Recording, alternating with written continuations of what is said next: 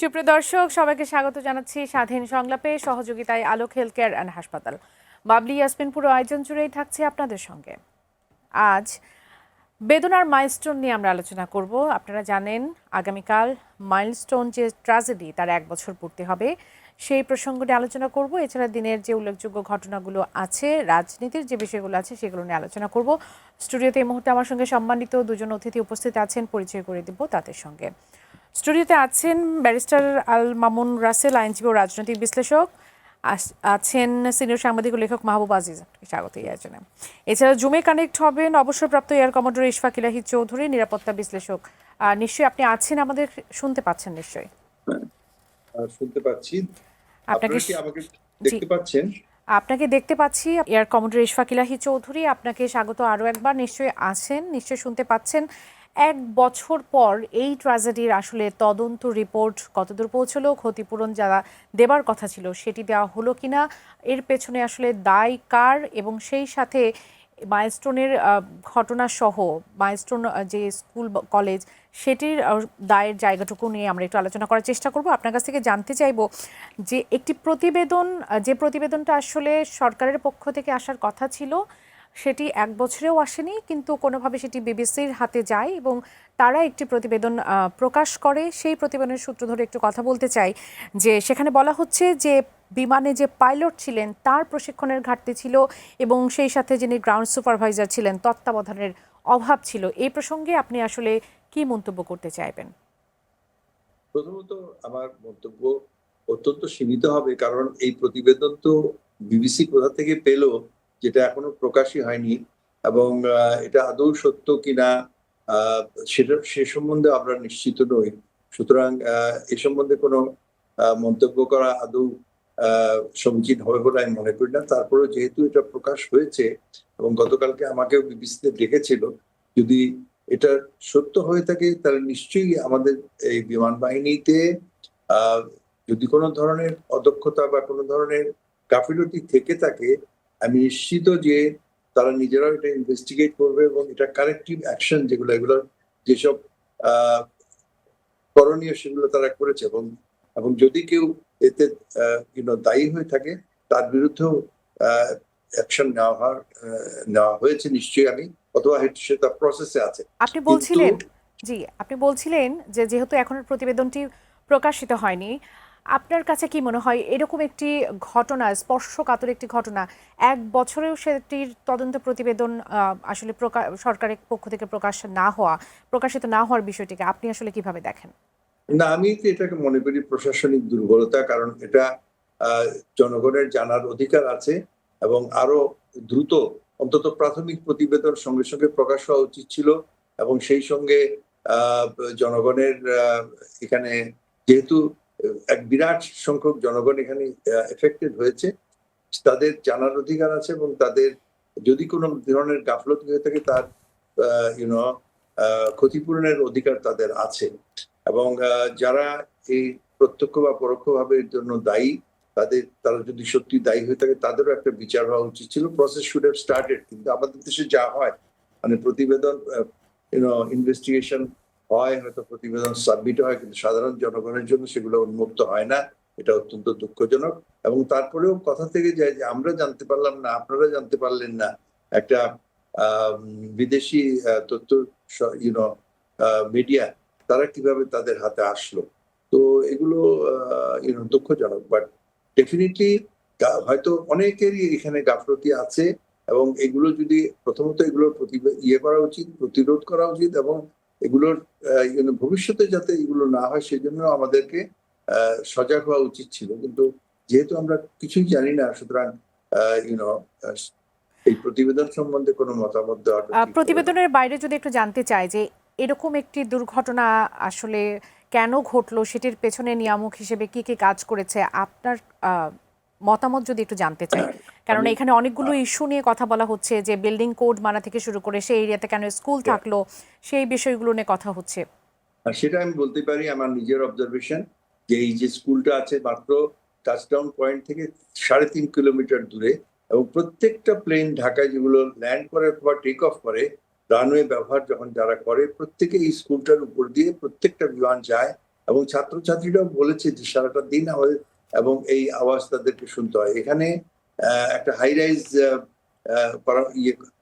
আপনার ছাত্রাবাস করা হয়েছে যেটা 12 তলা, এবং এটা একটা right on the flight path. এটা ডেফিনেটলি এটা হওয়া উচিত হয়নি। এবং শুধু তাই নয়, এই ফ্লাইট পাথে ইতিমধ্যে ইউনো হসপিটাল হয়েছে, প্রাইভেট ইউনিভার্সিটি হয়েছে, এবং শুধু এই উত্তরাতে নয়, দক্ষিণেও আমাদের যে এলাকাগুলো আছে, বসুন্ধরা, আপনার গুলশান, এখানে অনেক স্থাপনা হয়েছে যেগুলো আমার চোখে মনে হয়েছে এগুলো আপনার বিল্ডিং কোড যেটা ফ্লাইট দিয়ে মানা হয়নি আর কি। কিন্তু এরা এত শক্তিশালী গোষ্ঠী যে রাজুক বা সিভিল এভিয়েশনের এই মানে বিল্ডিং কোড না মানার জন্য তাদের পক্ষে কোনো শাস্তি দেওয়া সরকারের মনে হচ্ছে সরকার অপারগ।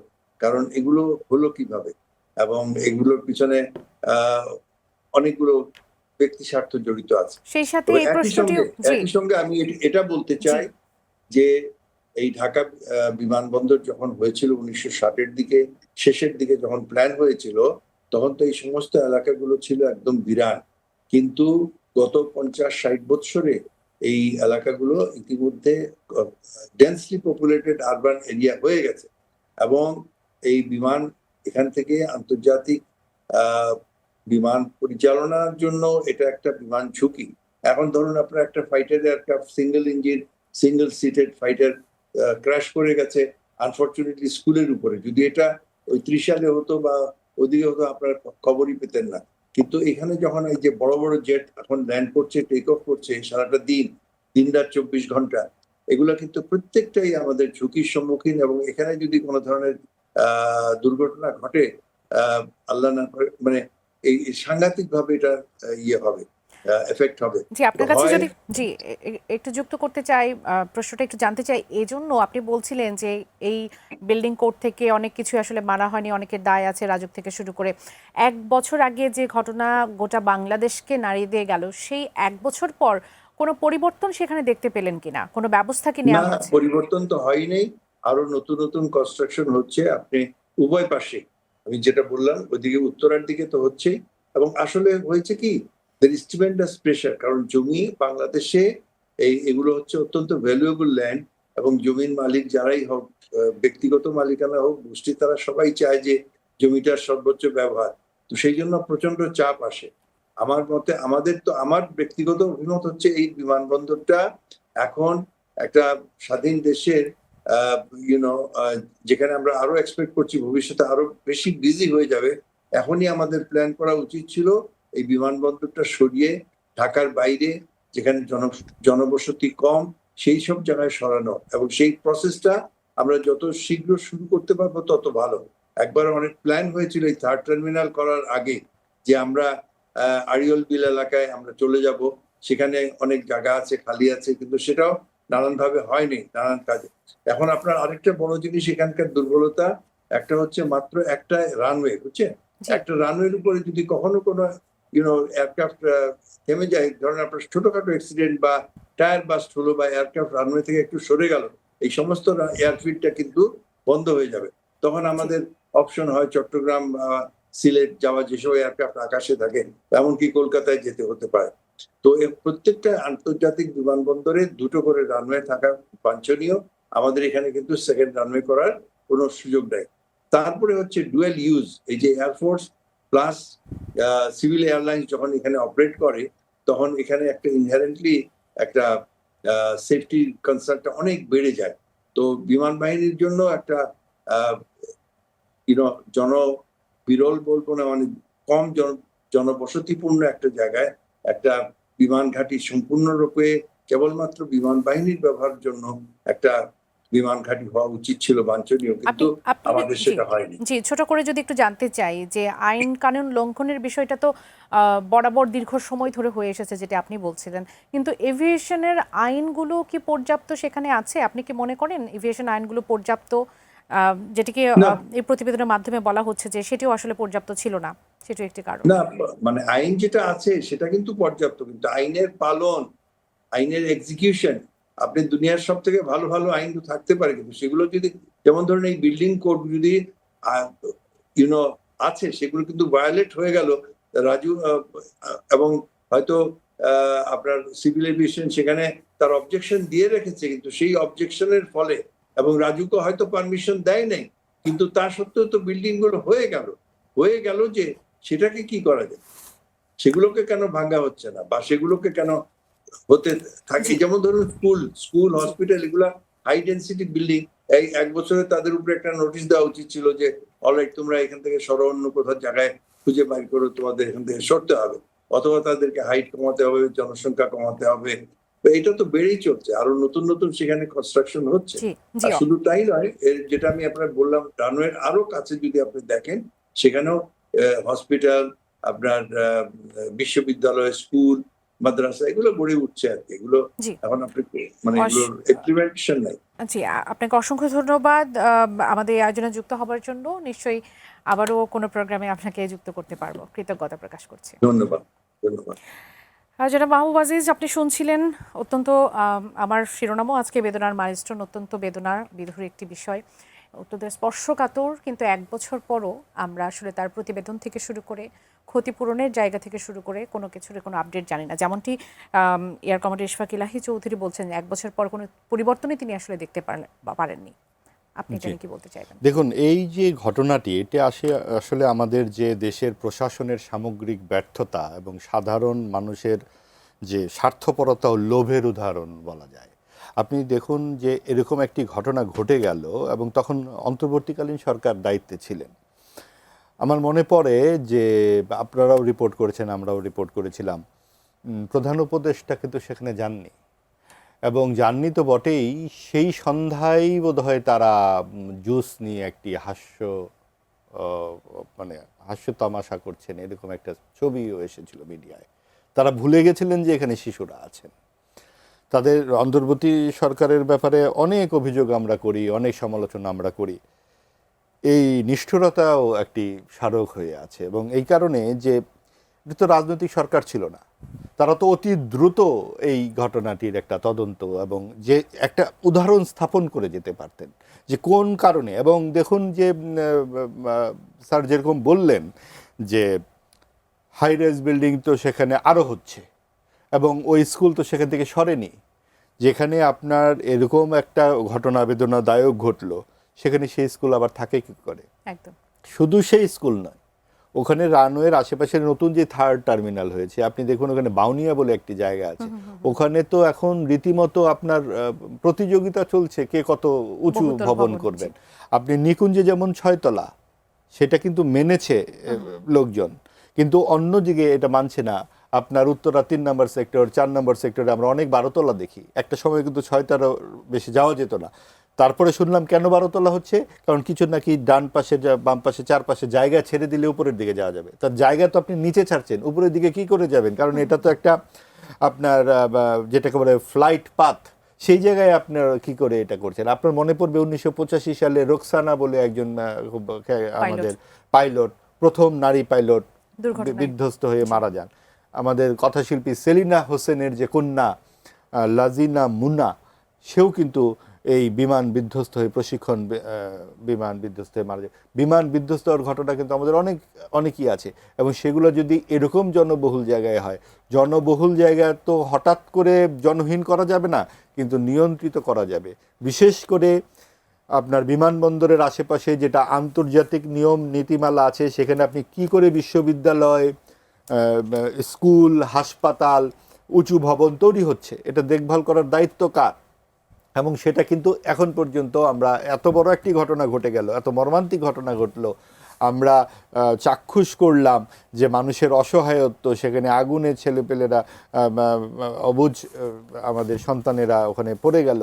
ওই ঘটনার পুনরাবৃত্তি যাতে না হয়, আমাদের সেটাই হবে এই মর্মান্তিক ঘটনা থেকে সবচেয়ে বড় শিক্ষা। ধন্যবাদ ব্যারিস্টার আল মামুনুর রাসেল, একজন আইনজীবী। আপনি এতক্ষণ শুনছিলেন প্রত্যেকটা বিষয়।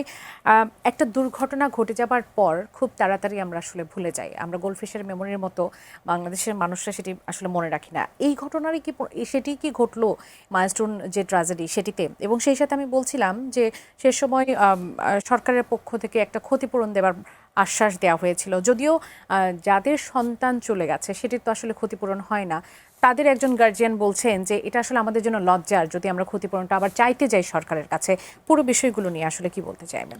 জি, অসংখ্য ধন্যবাদ আমাকে চমৎকার প্রয়াসে যুক্ত করার জন্য। সাথে আমার সহ প্যানেলিস্টকে শুভেচ্ছা জানাচ্ছি, যারা দর্শক আছে তাদেরকেও শুভেচ্ছা জানাচ্ছি। প্রথম কথা হচ্ছে, মাইলস্টোনে যে ঘটনাটা, এটা আমাদের জাতির বিবেককে নাড়া দিয়েছিল। 36টা জীবন চলে গিয়েছে। সেখানে কয়েকজন শিক্ষক ছিল, তারপরে পাইলট ছিল, বেশিরভাগই শিশু ছিল। একটা শিশু স্কুলে যায় তার জীবনকে তৈরি করতে, সেখানে গিয়ে যদি তার জীবনকে দিতে হয়, এটার দায় কেউ এড়াইতে পারবে না। টপ টু বটম সবাইকে নিতে হবে। কারণ কি, আপনি দেখেন, এই যে দুর্ঘটনাটা ঘটলো, আমরা সবসময় দুর্ঘটনা হওয়ার পরে কিছুদিন এটা নিয়ে খুব লাভজাপ করি। একটা রিট হয়েছিল, রিটে 5 কোটি টাকা যারা নিহত আছে তাদেরকে দেওয়ার কথা, রুল জারি হয়েছিল। 1 কোটি টাকা যারা আহত তাদেরকে দেওয়ার কথা ছিল। অন্তর্বর্তীকালীন সরকার থেকে বলা হলো 10 লক্ষ 5 লক্ষ টাকা করে দেওয়া হবে, কিন্তু আলটিমেটলি বিভিন্ন টপিকের নিচে পড়ে গিয়েছে। মানে 36টা জীবনের কোনো মূল্য নেই। এখন কথা হচ্ছে, আমরা তো এটার বিশেষজ্ঞ না, কিন্তু আমরা জনগণ হিসেবে যেটা মনে করি, এখানে এমফেসাইজ করতে হবে যে দুর্ঘটনাটা কেন হয়েছে, কী জন্য হয়েছে, এটাই কীভাবে ভবিষ্যতে দুর্ঘটনা না হয় সেটা। আমরা তো আমাদের 36টা জীবন হারিয়েছি, কিন্তু এখনও যে আজকে আমি কালকে আপনি সেখানে যাবেন, হাঁটবেন, সেখানে আপনি দুর্ঘটনা পড়বেন না, এমন কোনো গ্যারান্টি আছে? আপনি পৃথিবীর উন্নত বিশ্বে যতগুলো উন্নত বিশ্ব না, থার্ড ওয়ার্ল্ড কান্ট্রিতে যান, আপনি শ্রীলঙ্কায় যান, সে বন্দরনায়ক যে এয়ারপোর্টটা জনবসতি থেকে প্রায় 20-22 কিলোমিটার দূরে।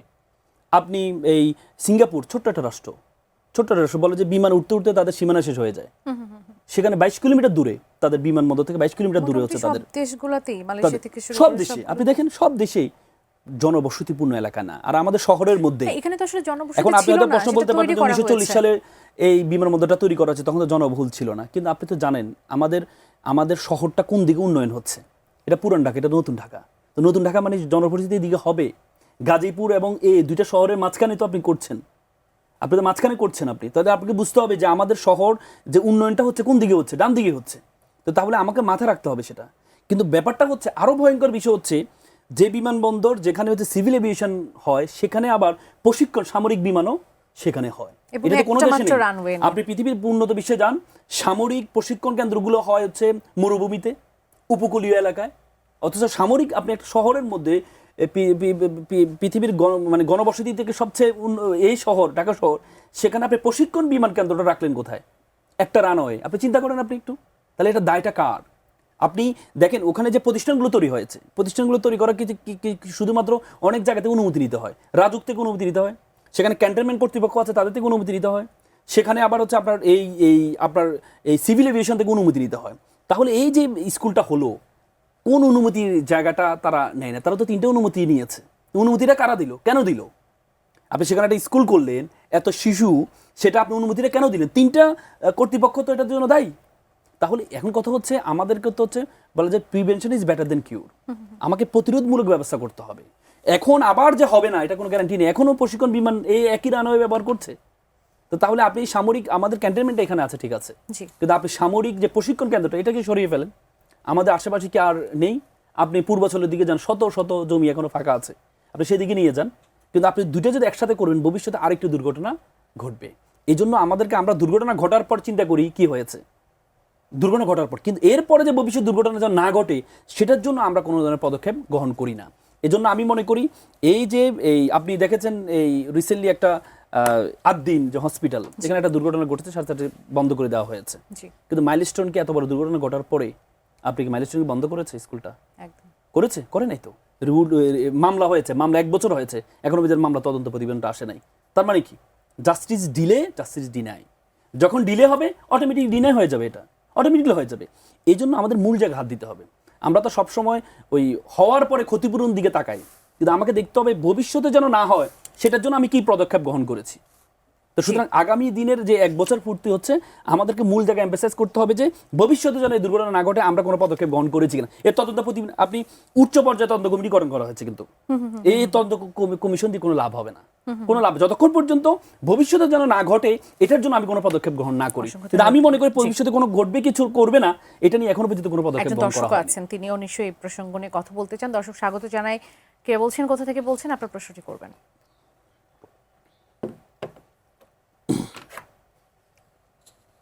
দর্শক নিশ্চয় শুনতে পাচ্ছেন।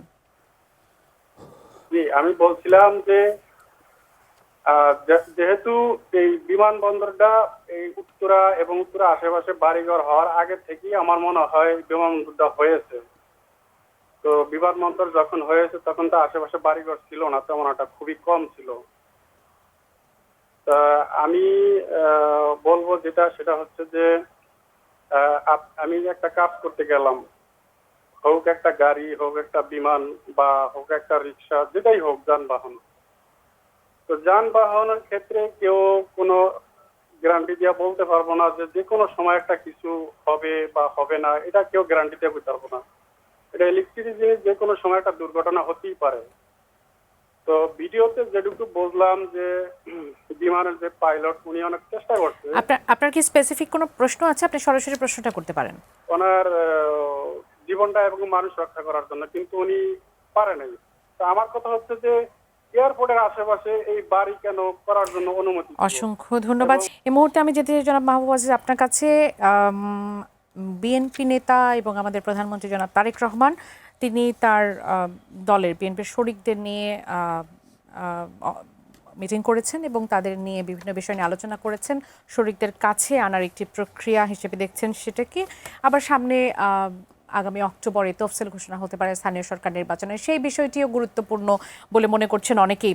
সেখান থেকে আপনার কাছে একটু জানতে চাইব, শরিকদের সাথে নিয়ে একেবারে রাজনীতি করার ক্ষেত্রে বিএনপির সঙ্গে যারা আছে, বিএনপি তাদেরকে আসলে কিভাবে ট্রিট করছে, আবার জামাতের সঙ্গে যারা শরিক আমরা দেখতে পাচ্ছি তা জামাত কিভাবে আসলে ট্রিট করছে, আপনার কাছে দুটার মধ্যে তফাৎটা কীরকম? জি, ধন্যবাদ।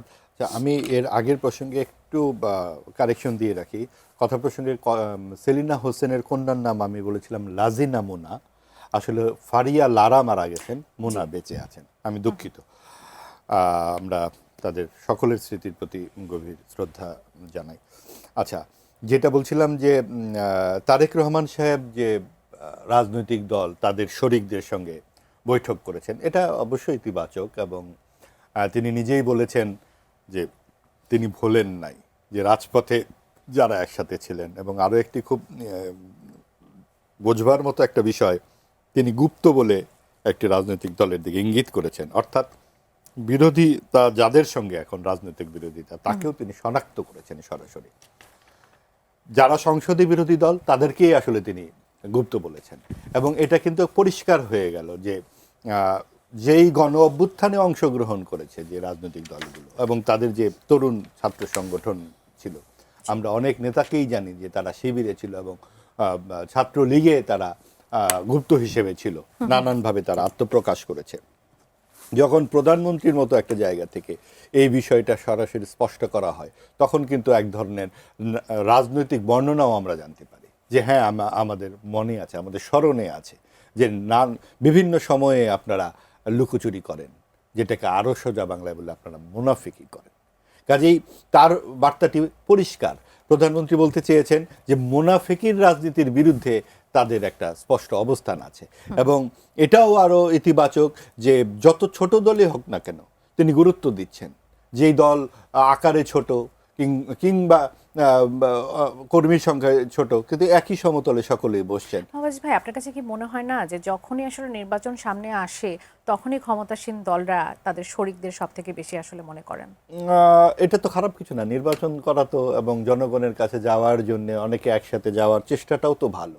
বিএনপি তো বলতেই পারতো আমরা 2/3 আসন পেয়ে গেছি, এখন কাউকে আমাদের গুনবার কিছু নাই। এবং অনেকেই তো বলবার চেষ্টা করেন যে জামাতকেও নিষিদ্ধ করে দেওয়া দরকার, আওয়ামী লীগ তো নিষিদ্ধ হয়েই গেছে, জামাতকেও যদি 71-এর প্রসঙ্গে নিষিদ্ধ করা যায় তাহলে জামাতও থাকলো না, আওয়ামী লীগই থাকলো না, বিএনপি একাই থাকলো। এই যে এটাও এক ধরনের ফ্যাসিবাদী মানসিকতা।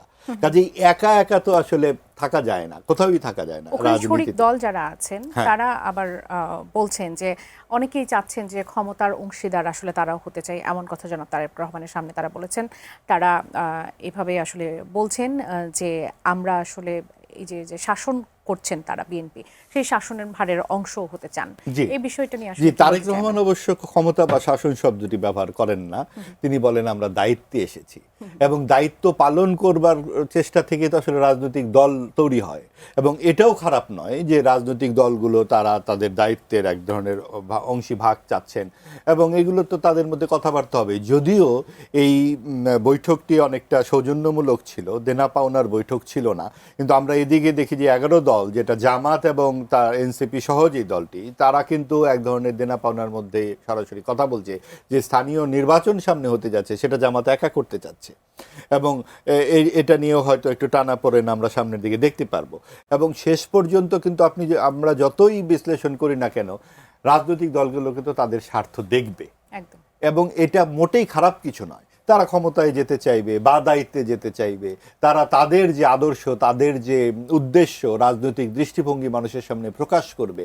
মুশকিলটা হচ্ছে আমাদের অধিকাংশ রাজনৈতিক দল, তাদের কি দর্শন, তাদের দৃষ্টিভঙ্গি হয়তো নিজেরাই তা জানে না। তাই এমপি একজনের ভিডিও প্রকাশ হয়ে যায়, সাতক্ষীরা 4-এর জামাতের এমপি সম্ভবত নজরুল সাহেব নাম, তার ভিডিও প্রকাশ হয়ে গেছে নাতনির বয়সী একজনের সঙ্গে। তিনি বলছেন যে এটি তার দ্বিতীয় স্ত্রী, যেটা আমরা এর আগেও মামুনুল হক সাহেবের কাছেও যখন তিনি ধরা পড়েন সেখানেও ছিল হয়তো দ্বিতীয় স্ত্রী। সেটা ঠিক আছে, তাদের ব্যক্তিগত জীবন যখন সামনে, কিন্তু এই জিনিসগুলো আমাদেরকে রাজনৈতিক সংস্কৃতির যে একটা খুবই দুরবস্থার দিকে আমাদেরকে চোখ নিয়ে যায়, যে রাজনৈতিক দলের নেতারা যখন তাদের এত দায়িত্ব তাদের কাঁধে, তারা নির্বাচিত হয়েছেন, তার এলাকার জন্য কি করছেন, আইন প্রণয়নের জন্য কি করছেন, কতখানি তারা মানুষের জন্য কাজ করছেন, সেই জায়গায় না গিয়ে এই ধরনের বিষয়গুলো সামনে চলে আসছে, তখন আমাদের রাজনৈতিক রুগ্ন অবস্থাটা আমরা বুঝতে পারি। এবং বিরোধী দলের যে অদক্ষতা আমরা দেখছি সংসদের ভেতরে, সরকারকে জবাবদিহিতার মধ্যে তারা আনতে পারছে না, এই ধরনের কাজে ব্যস্ত থাকলে বা বিয়ে শাদীতে ব্যস্ত থাকলে তারা পারবে কি করে? অসংখ্য ধন্যবাদ। আমি একটু ব্যারিস্টার আল মামুন রাসেল, অনেকগুলো বিষয় নিয়ে মাহবুব আজিজ তিনি প্রসঙ্গ টেনেছেন, সেখানে আমি যে প্রশ্নটি রেখেছিলাম সেই প্রশ্নটি আপনার কাছেও রাখবো, যে শরিকদের সাথে নিয়ে বিএনপি যেভাবে রাজনীতি করছে, সেখানে জামাত তার শরিকদের নিয়ে কীভাবে রাজনীতি করছে, দুটো দলের মধ্যে আসলে পার্থক্যটা কোথায় পরিলক্ষিত হয়। সেই সাথে যে বিষয়টি মাহবুব আজিজ ভাই বললেন সেটি নিয়ে একটু বলি।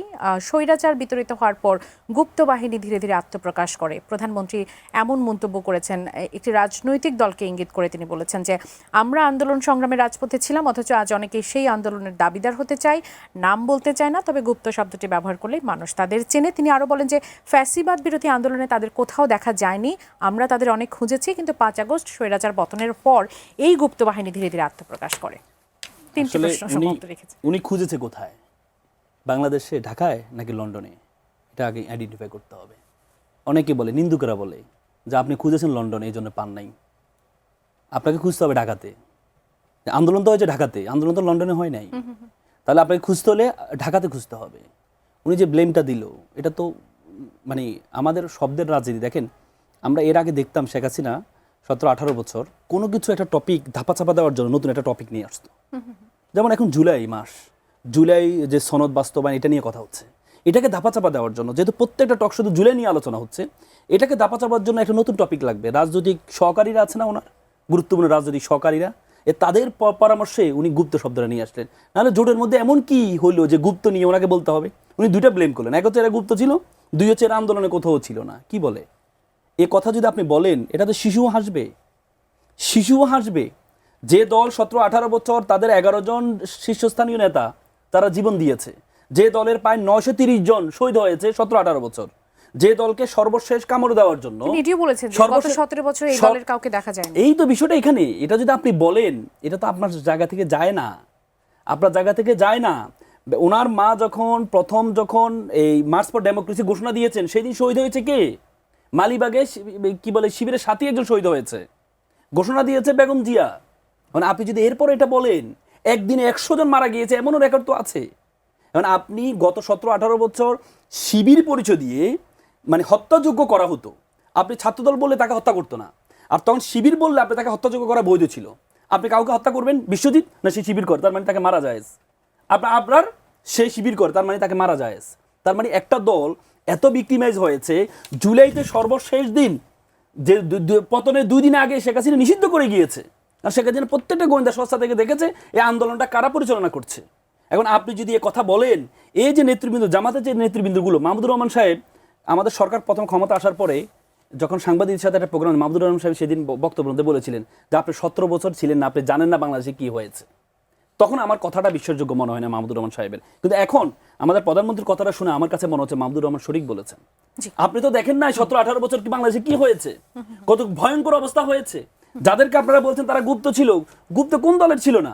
নজরুল বিশ্ববিদ্যালয় গতকাল আপনি দেখেছেন নজরুল বিশ্ববিদ্যালয় কমিটি ঘোষণা করেছে, যে কমিটিতে যিনি আপনার এই ছাত্রলীগের সহসভাপতি উনি হয়েছেন এই ছাত্রদলের যুগ্ম আহ্বায়ক। তাকে বলা হয়েছে আপনি এই কাজটা কেন করলেন, বলে যে আমি তো হচ্ছে কৌশলের কারণে আমি ছাত্রলীগে ছিলাম। তো ওইটা গুপ্ত না? ঢাকা বিশ্ববিদ্যালয় 135 জন কমিটি ঘোষণা করেছে, তার মধ্যে প্রায় 41 জনের মতো পাওয়া গেছে যারা ছাত্রলীগের বিভিন্ন কমিটিতে ছিল। এটা কি গুপ্ত না? আপনি ফরিদপুর মেডিকেল কলেজে 75% এই সদস্য বিশিষ্ট কমিটি, সেখানে সবগুলো দেখা ছাত্রলীগের কমিটিতে ছিল, বলেছিল যে আমাদের উপায় ছিল না এই জন্য আমরা করেছি। সেটা কি গুপ্ত না? তাহলে আপনি গুপ্ত বলতে কি বলতে চান? আমি একটু পরের প্রশ্নে যেতে চাই বিরতির আগে। জি, আমি প্রধান আমাদের বিএনপির এখন বর্তমান আছে, আমি ওই দিন একটা বিএনপির একজন এমপি সাথে করছিলাম, উনি আমাকে বললো দেখেন পার্সোনালি আমাকে বলতেছে, আমার কাছে মনে হয় যে ছাত্রদের সভাপতি রাকিব সে ওনাকে নিয়ে একটা পোস্ট দিয়েছিল, আমার কাছে মনে হয় যে শিবিরের গুপ্ত। তার মানে একটা ছাত্র দলের সভাপতি মানে ওনারা তো কয়দিন পর ওনাদের ছায়া দেখলে ভয় পাবে যে কে গুপ্ত, ডানে গুপ্ত নাকি বামে গুপ্ত। আমি একটু আসি সাতক্ষীরার একজন এমপির প্রসঙ্গ টেনে, যে ঘটনাটি ঘটে গেছে যেটা নিয়ে খুব আলোচনা চলছে গোটা দেশে, মগবাজারের একটি হোটেলে একটি মেয়েকে নিয়ে, সেটি নিয়ে একটু বলতে চাইছিলেন। মাহবুব আজিজ ভাই বলছিলেন যে রাজনৈতিক সংস্কৃতির একটা দুরবস্থা প্রকাশ পাচ্ছে জামাতের, সেটি নিয়ে আসলে আপনি কি বলতে চাইবেন? প্রথম কথা হচ্ছে এই জিনিসটা আমি ব্যক্তিগতভাবে যদি সামাজিক, আমি তো একটা আইনজীবী, আমাকে আইনি দিক থেকে চিন্তা করতে হবে, আবার সামাজিক দিক থেকে, যেহেতু সামাজিক জীব, সামাজিক দিকে চিন্তা করতে হবে, আবার একটা ধর্মীয় দিকেও চিন্তা করতে হবে। যদি আমি সামাজিক দিকে দিয়ে চিন্তা করি তাহলে আমি বলবো এটা একটা অনৈতিক কাজ হয়েছে, এটা কোনো ধরনের সুযোগ, কারণ ইসলামের একটা বিধান আছে কুফু, মানে আপনি যদি বিয়ে করেন, যদিও প্রকাশ হয়েছে উনার দ্বিতীয় স্ত্রী, বিয়ে করেন, বিয়ের একটা কুফু মিলাইতে হয়, মানে বয়সের একটা কুফু আছে, সামাজিকতার একটা কুফু আছে। ইসলামী দলের একজন এমপি হিসাবে এটা আপনার সাথে সামাজিকভাবে কখনো যায় না। শরীয়তে অনেক বিধান আছে, হালাল হলেও অনেক কিছু তাইয়েব না, শরীয়তের একটা বিধান বলে অনেক কিছু হালাল। যেমন হচ্ছে একজন আলেম, যেমন আহমদুল্লাহ সাহেব 3/4 পরা হালাল, কিন্তু উনি যদি 3/4 পরে হাঁটে, আমরা কি এটাকে ভালোভাবে দেখবো? কখনো দেখবো না। কারণ উনি আহমদুল্লাহ সাহেব। আমি যদি পড়ি আমাকে কিছু বলবে না, মাহবুব ভাই পড়লে কিছু বলবে না, কারণ শরীয়তে কোনো লঙ্ঘন হয় নাই। শরীয়তের লঙ্ঘন না হলেও সামাজিকভাবে এটা ওনার সাথে যায় না। আমি মনে করি জামাতের পক্ষ থেকে ওনার অ্যাকশন নেওয়া উচিত। আমি মনে করি জামাত যদিও বিবৃতি দিয়েছে, তারা তদন্ত করছে, তারা এর আগেও সাংবাদিকদের মারার তদন্ত করে তারা কিন্তু বহিষ্কার করেছে। আমি বিশ্বাস করি জামাত তাদের যে দলের যে ইমেজটা নষ্ট করেছে এই জন্য ওনারা পদক্ষেপ গ্রহণ করবে। কিন্তু এবার আইনি দিক থেকে যদি আমি তাকাই, উনি এটা ওনার দ্বিতীয় স্ত্রী, আইনিভাবে নিয়ম হচ্ছে, আমাদের আইনি হচ্ছে প্রথম স্ত্রীর অনুমতি নিতে হয়। ওনার যে কাবিননামাটা আমরা দেখেছি, সে কাবিননামার মধ্যে কিন্তু প্রথম স্ত্রী সাক্ষী হিসাবে আছেন, তার মানে প্রথম স্ত্রীর অনুমতি নিয়েছেন। এবং আমরা যে ভিডিওগ্রাফি প্রথম স্ত্রীর বক্তব্য শুনলাম, দ্বিতীয় স্ত্রীর যে বক্তব্য শুনলাম, সেটার মাধ্যমে আমরা বুঝতে পারি যে এটা হচ্ছে অনুমতি নিয়ে বিবাহ করেছেন। সুতরাং আইনগতভাবে এখানে কোনো অপরাধ নেই। কিন্তু যারা ভিডিও করেছে, মব করেছেন, আপনি দেখেছেন যারা মব করেছে, ভিডিও করেছেন, এরা আইনগতভাবে এরা করতে পারে না। এরা যদি এভাবে করে, কালকে আমি আপনি আমরা তো বিভিন্ন জায়গায় যাই, আপনারাও আপনি হাজবেন্ড নিয়ে বিভিন্ন জায়গায় যান, কোথায় কখন কে ভিডিও করে, আমি কি সবসময় আমার কাবিননামা নিয়ে ঘুরবো নাকি গলায় ঝুলিয়ে রাখবো? এটাকে প্রশ্রয় দেওয়া যাবে না। যারা এই ভিডিও করেছে, আপনি দেখেন যারা ভিডিও করে তারা কত উদ্দেশ্যপ্রণোদিতভাবে ভিডিওটা, প্রথমে যে ভিডিওটা ওনারা আপলোড করলো, প্রথমে ভিডিওটা 2023 সাল সব অ্যাড করে দিলেন, মানে যে ভিডিওর মধ্যে 2023 সাল, মানে 23 সালের ঘটনাটা দেখানোর জন্য। কিন্তু পরবর্তীতে যখন বলা হলো এটা এআই, কারণ স্ক্যানিং যে বিভিন্ন এইগুলো আছে, তারা দেখেছে এখানে এআই কিছু যুক্ত করা আছে। এআই মানে কিছু জিনিসকে অ্যাড করেছে তারা, যেমন এটা, আবার কিছু ভিডিওকে একটু উল্টাপাল্টা করে এআই করেছে। যখন বলা হচ্ছে এটা এআই, তখনই তারা আরেকটা ভিডিও আপলোড করেছে। সেই ভিডিওর মধ্যে তারা দেখাচ্ছে উনি পার্লামেন্ট সদস্য, ওনার একটা আইডি কার্ড দেখাচ্ছে। তার মানে কি পার্লামেন্ট সদস্য উনি কখনো হয়েছে 26 সালে? তার মানে রিসেন্টলি উনি যে ঘটনা, উনি যে বলেছেন ওনার এখানে ওনার যে ড্রাইভার, যিনি আগে ওনার ড্রাইভার ছিল ব্যক্তিগত, সে হচ্ছে তার ওই যে দ্বিতীয় স্ত্রীর মামা ছিলেন, তার সাথে পারিবারিক একটা দ্বন্দ্বের বিষয় উনি ব্যাখ্যা দিয়েছেন। উনি ব্যাখ্যা দিয়েছেন যে ভাই, আপনি দেখেছেন যে ভিডিওটাতে ঢুকা হচ্ছে, দরজা ভেঙে কিন্তু ঢুকা হয় নাই, দরজা ভেঙে কিন্তু ঢুকা হয়, স্মুথলি দরজা খুলেছে, ঢুকেছে ওই ওনার যে ব্যক্তিগত সহকারী, এবং ব্যক্তিগত সহকারী অলরেডি স্বরাষ্ট্র মন্ত্রণালয় একটা বিবৃতি দিয়েছে যে তাকে ওই সেভ ভিডিওতে করার তিনি জন্য দরজাটা খুলে যখন ঢুকলেন হ্যাঁ। তখনকার বিবৃতিগুলো নিশ্চয়ই শুনেছেন। হ্যাঁ হ্যাঁ তিনি কি বলছিলেন তখন? আমি শুনেছি। এখন কথা হচ্ছে, আমরা তো কয়েকদিন আগে উপজেলা সেক্রেটারি বিএনপির একজনকে এইভাবে শর্ট প্যান অবস্থা তাকে ভিডিও করা হয়েছে, পরবর্তী সাংবাদিক সম্মেলন করে বলেছেন আমাকে হুট করে আমার সামনে আসে, আমি হয়ে গিয়েছে। হঠাৎ করে একটা মানুষের সামনে যে কোনো একটা পরিবেশে যে কোনো অবস্থায় কোন কথা বলবে সেটা কিন্তু আসে না, এবং যারা ভিডিও করেছে ফুল ভিডিওটা কিন্তু তারা ছাড়ে না, তাদের যতটুকু অংশ ছাড়া দরকার তারা সেটা করেছে। নেত্রকোনার এমপির কিন্তু আপনি দেখেছেন নির্বাচনের কয়েকদিন আগে নেত্রকোনা এমপির একটা ভিডিও হয়েছে, পরবর্তী উনি এমপিও হয়েছেন। এখন বিষয় হচ্ছে জামাতের মতো একটা ইসলামী দল, সাদা কাপড়ে যেমন একটু দাগ পড়লে দেখা যায়, জামাত যেহেতু একটা ইসলামী দল, তারা নীতি নৈতিকতার কথা বলে, তাদের জায়গায় এটা কখনো এলাউড না। যদিও আইনগত এবং শরীয়তগত এটা আইনগতভাবে এটা বৈধ, শরীয়তগতভাবে শরীয়তের কোনো বয়সের কোনো লিমিটেশন নাই যে কত বছর বয়সে। আমাদের দেশে অনেকে আছে, যেমন হুমায়ুন আহমদ সাহেব 33 বছর ছোট একে বিয়ে করেছে, আমাদের দেশে অনেক আছে, এবং অনেক বড় আলেমা আছে অল্প বয়সে বিয়ে করা। এটা আইনগত কোনো নাই, শরীয়তগত কিন্তু সামাজিকগতভাবে এটা কখনো যায় না। মাহবুব আজিজ ভাই, আপনি রাজনৈতিক সংস্কৃতির দুরবস্থা নিয়ে কথা বলছিলেন, সেই প্রসঙ্গে মন্তব্য করতে চাইবেন? জি, দেখুন রাসেল সাহেব যে কথাগুলো বললেন আমি একটু টুকে রেখেছি। এক নম্বর হচ্ছে যে লন্ডনে খুঁজেছেন কিনা গুপ্ত তারেক রহমান সাহেব। আসলে নেলসন ম্যান্ডেলাও তো 26 বছর জেলে ছিলেন, কারণ সবাইকে যে একদম, এবং আমাদের বঙ্গবন্ধু মুক্তিযুদ্ধের সময় পাকিস্তানে অবরুদ্ধ ছিলেন, কিন্তু মূল জায়গাতেই যে নেতাকে উপস্থিত থাকতে হয় এবং সেখানে গুলির সামনে দাঁড়িয়ে থাকতে হয়, এইটা খুবই পুরাতন ধারণা। এবং তারেক রহমান সাহেব কিন্তু পুরো আন্দোলনে শুধু না, সবাই জানেন যে তিনি কিভাবে সংযুক্ত ছিলেন। এবং মাহমুদুর রহমান সাহেব যখন বললেন আপনি কিছু জানেন না, তখনই মনে হয়েছে আসলে তিনিও এক ধরনের গুপ্ত হয়েই আসলে এই কথাগুলো বলেছেন। কাজেই তারেক রহমান সাহেব যেটা বলেছেন একেবারেই খুবই সরাসরি কথা, এবং এটা সেই জায়গাতেই গুপ্তকে গুপ্ত হিসেবে চিহ্নিত করাটা, এবং তাহলে তাদের নিজেদের রাজনীতিটাও আরও পরিষ্কার হয়। এবং আপনি দেখুন, এই যে জামাতের সাতক্ষীরা 4-এর এমপির যে ঘটনাটি হয়েছে, এটাও তো একটি গুপ্ত ঘটনা প্রকাশ্যে এলো। অর্থাৎ গুপ্ত তারা বিভিন্নভাবে থাকে, কখনো আওয়ামী লীগের বেশে, কখনো বিএনপির মধ্যে, কখনো বা হোটেলে। এখন আপনি যুক্তি দিচ্ছেন কি এটা হচ্ছে আইনগত কোনো অসুবিধা নাই, শরীয়তেও কোনো অসুবিধা নাই। আচ্ছা, আইন আর শরীয়ত দিয়েই যদি সব চলে, একটা নৈতিকতা, একটা সামাজিকতা বলে তো একটা ব্যাপার আছে। আপনি একজন এমপি, আপনি গিয়ে আপনার বয়স 72, আপনি 16 বছরের একটা কিশোরীর সাথে, যে আপনার নাতনির বয়সী, পাশে বসে আপনি কিভাবে কথা বলছেন, কি করছেন, এগুলো তো আমরা ভিডিওতে দেখেছি। এবং ধরা পড়ার পরে যখন তাকে এইভাবে বলা হচ্ছে এই আপনি কি আপনি জামাতের, এটা কি কোনো এমপির সাথে কথা বলার ওই সুযোগটি আপনি কেন করে দিচ্ছেন?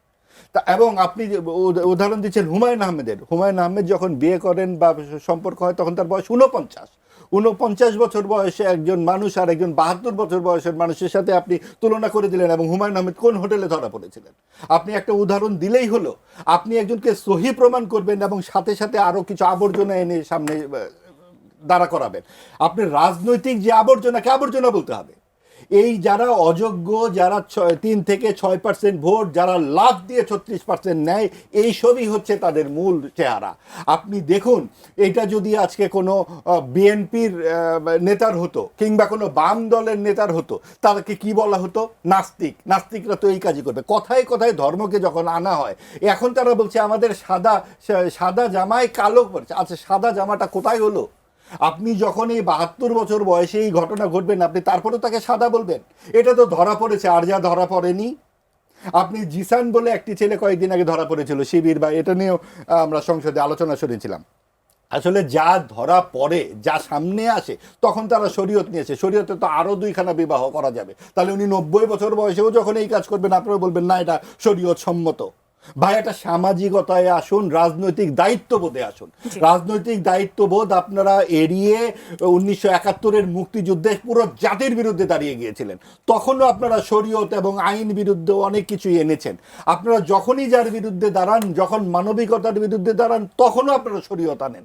এবং এই ভদ্রলোক সাতক্ষীরা 4-এর এমপির অনেক ভিডিও দেখলাম, নারীর পোশাক নিয়ে কথা বলছেন, নারী কিভাবে চলাফেরা করবেন সেগুলা বলছেন। আজকে তিনি নারীকে নিয়ে ওখানে কিভাবে যাচ্ছেন তাহলে? এবং সেটা কোন জায়গায়? তার মতো একটা মানুষ সেখানে যায় কি করে?